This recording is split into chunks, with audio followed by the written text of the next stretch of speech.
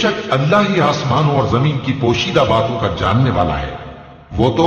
دلوں کے بھیدوں تک سے واقف ہے۔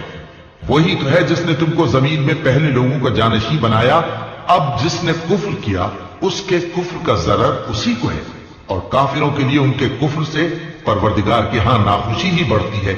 اور کافروں کو ان کا کفر نقصان میں اضافہ ہی کرتا ہے۔ بھلا تم نے اپنے شریکوں کو دیکھا جن کو تم اللہ کے سوا پکارتے ہو؟ مجھے دکھاؤ کہ انہوں نے زمین میں سے کون سی چیز پیدا کی ہے، یا کیا آسمانوں میں ان کی شرکت ہے، یا ہم نے ان کو کوئی کتاب دی ہے جس کی وہ سند رکھتے ہوں؟ ان میں سے کوئی بات بھی نہیں، بلکہ ظالم جو ایک دوسرے کو وعدہ دیتے ہیں محض فریب ہے۔ اللہ ہی آسمانوں اور زمین کو تھامے ہوئے ہے کہ کہیں وہ اپنی جگہ سے ٹل نہ جائیں، اور اگر وہ ٹلنے لگیں تو اللہ کے سوا کوئی ایسا نہیں جو ان کو تھام سکے۔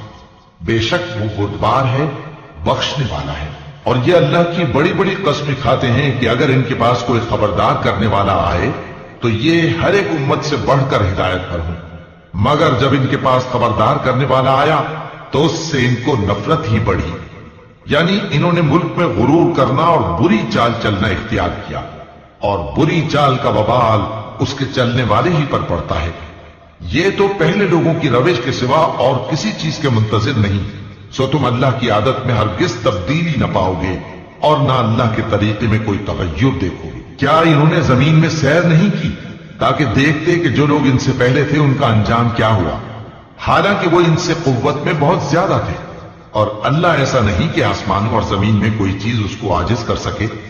وہ علم والا ہے، قدرت والا ہے، اور اگر اللہ لوگوں کو ان کے اعمال کے سبب پکڑنے لگتا تو روئے زمین پر ایک بھی چلنے پھرنے والے کو نہ چھوڑتا،